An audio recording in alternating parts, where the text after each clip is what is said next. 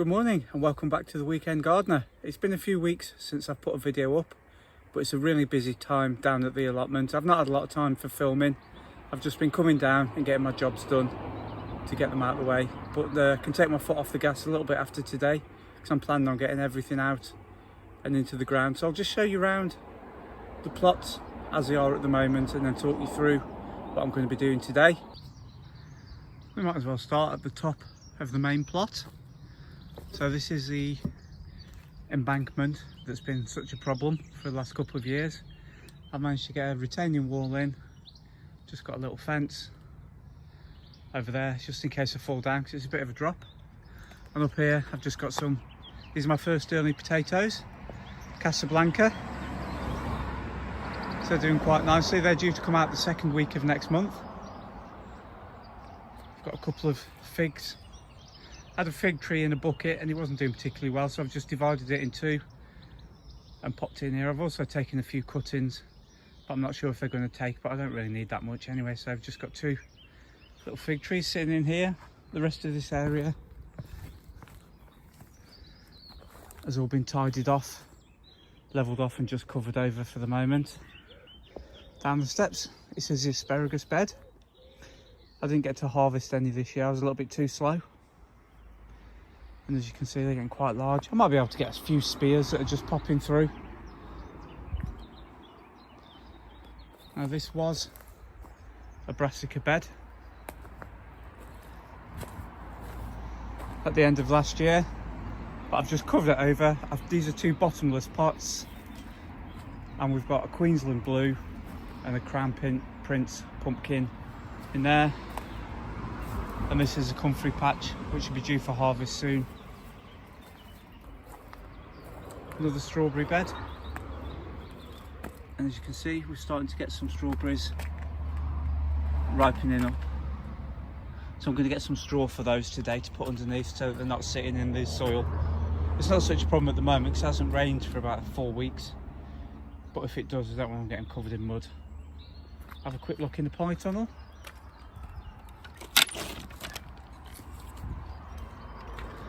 This is probably where the biggest change has been. So across the back,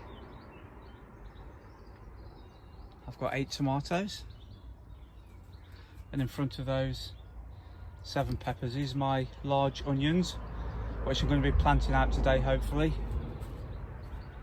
I've got some Cape gooseberries, a few more pumpkins, and some Rebecca, which I pricked out yesterday.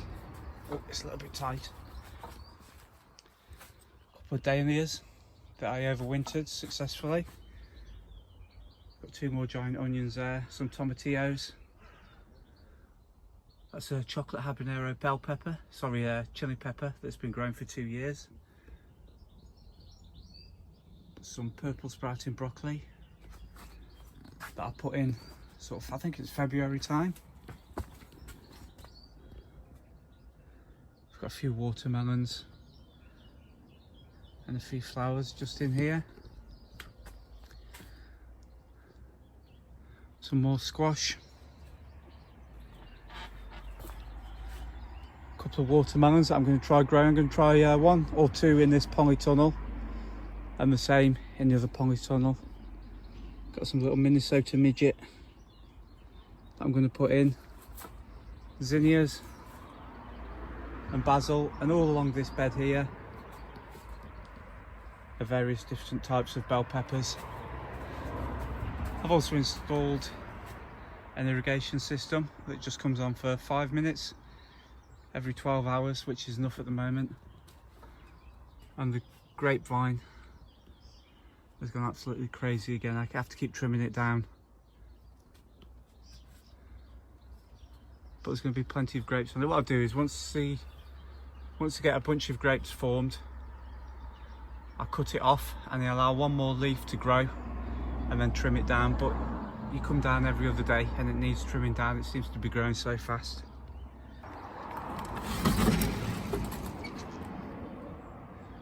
These are the aubergines. They've been in for a few weeks now. They're just starting to get flowers on them. I don't know if it's a little bit too early, but I'm just going to leave them to it. It's a Scotch bonnet, chili that was overwintered. That was the only one that survived. I think I had 6 that I tried to overwinter and only one of them made it, so I've just planted it in. That's Joe's Long for the chili challenge, and these are just 5 more tomatoes. I think we've got 3 Metallica and 2 Dirty Curty. I've put these in here because they don't grow quite so tall. These are going to grow to sort of 4 or 5 feet tall, which should be ideal in here. And then a couple more bell peppers. I don't know how well this is going to pick up, but I've just got some spring onions in there, beetroot, Chinese cabbage, 2 rows of pak choi, and just a lone spinach plant which survived.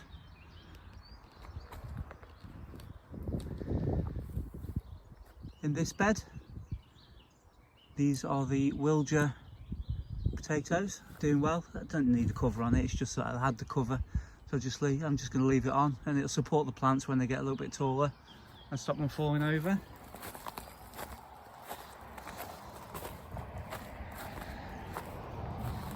This is another potato bed. I've had a couple of misfires. I've got one that's not come up there and one that's not come up there, and in between I've got a couple of rows of beetroot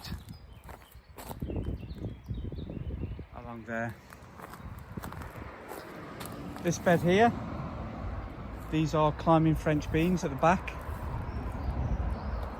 These were put in the ground on Friday. So we've got climbing French beans at the back, pongo beans at the front, and every time I put these in I always think of Bill and Val, who sent me the original seeds a couple of years ago. I just save the seed and reuse it, and this is everything that I want to try and get planted up today. There's quite a bit in there.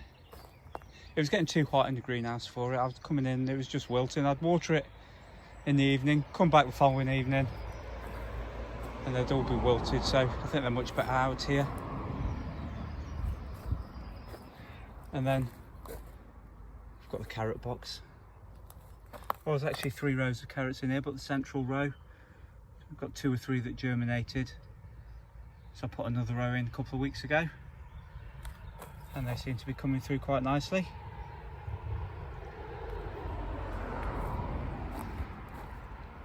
This is a bed I'm going to put some brassicas in here once I find out the hoops and the nets.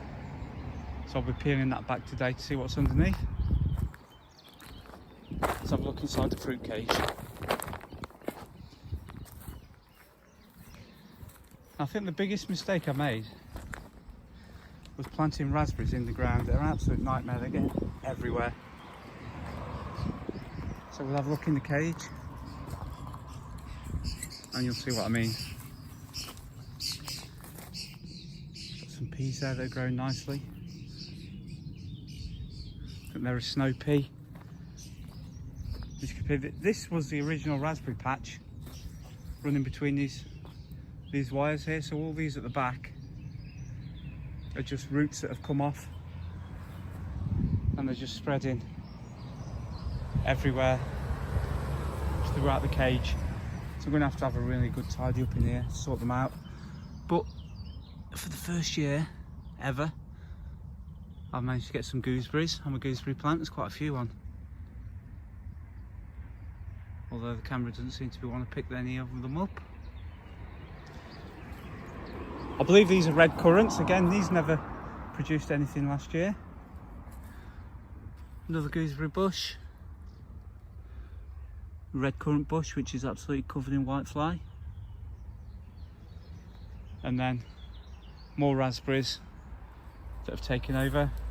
A couple of blueberry plants and some strawberries. So now we're up on the second plot and we'll make a start at the top by the wildlife area, as I'm going to call it. It's just a bit of a mess, to be honest. It needs sorting out, but I've had that much other stuff to do in terms of planting vegetables that I've not had much time for this, so I can sort it out over the next couple of weeks. So let's have a bit of a look. I've got 3 pallet collar beds here. There's nothing planted in this one yet, just self-seeded. poppies, I think some calendula, and maybe a hollyhock. The leeks just starting to go to seed, so I'm going to leave those and collect the seed. This is now a wildflower bed. There are some raspberry plants in there, but they're struggling a little bit but with the competition. Same here, a couple of leeks, the spikes are just starting to, flower spikes are just coming, so I shall leave those for the insects. Thornless blackberry, it's looking okay. That was just one plant that I divided. Muhly radish, it's all gone to seed. I'm going to take that out soon. I think I'm going to put my giant onions in here. Coriander, same again. It's just been too warm for it, it's gone to seed. Some purple podding peas that Ali sent me. I'm just going to leave those and let them go to seed and collect the seed for next year.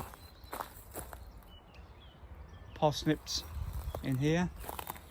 I need to thin these out again. There's quite a few in there. And this side, these were two that were growing in the pond tunnel. The seeds must have just dropped on the floor. And when I pulled that one out, it's probably about 10 inches long already.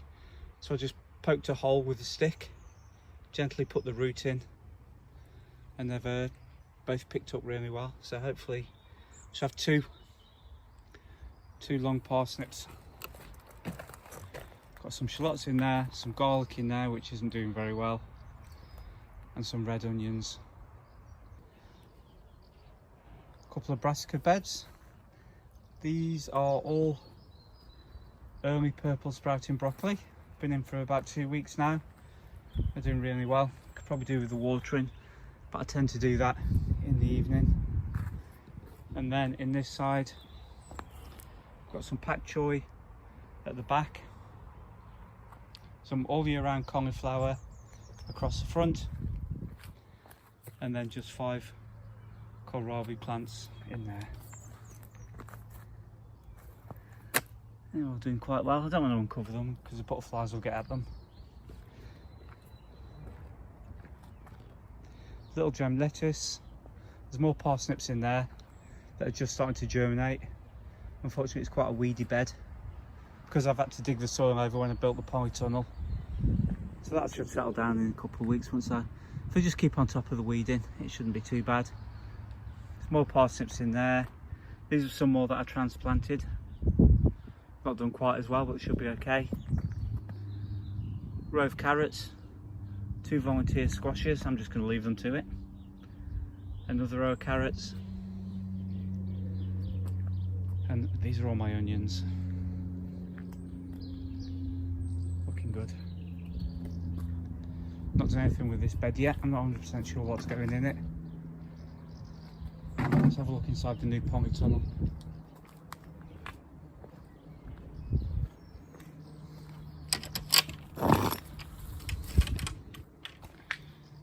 Oh, it's quite warm in here already.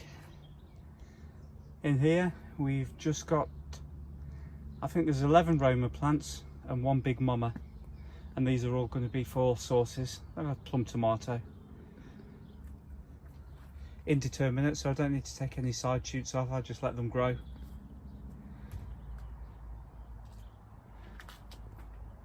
And then what I'm planning on doing is where the supports are for the polytunnel, on each one of those I'm going to put a melon plant to run up and over the tunnel. And then this big bucket here, I'm going to see if I can put a watermelon plant in and just trail it around the outside. Hopefully it'll fare better than last year's watermelons, which survived for about a month and then just for some reason just died almost overnight. They were doing fine, next day nothing. So this is the new polytunnel. Last year this was a brassica cage. It's had brassicas in it for the past 2 years. So to give it a little bit of a break, I'm going to put the pumpkins in here. I'm also going to put some Cape gooseberries. So I was thinking of putting the pumpkins along this side and the Cape gooseberries and possibly a couple of tomatillos in this side, but it needs a lot of work. It's going to take me a couple of hours today to get this area sorted out. Hopefully under the covers won't be too bad. but the rest of it I've just left it far too long, so I need to make a start on that. And that's how the plots are looking on Sunday the 18th of May. A lot of work's been done, there's still a little bit more to do, just got to tidy up a few areas, get the last of the crops in, then we can settle back and enjoy the summer. That's the end of a really busy day on the plot. I've managed to get this entire section planted up. So I've got 8 calabrese, popped a sunflower in there, 5 Groninger Brussels sprouts, 6 Graham cabbage, 4 red acre, another row of 7 red acre here, and some more calabrese. So that's this section of the allotment all planted up and ready. So, as I said, it's been a wonderful day down at the allotment today. Thank you for joining me, and I hope to see you again next time. Goodbye.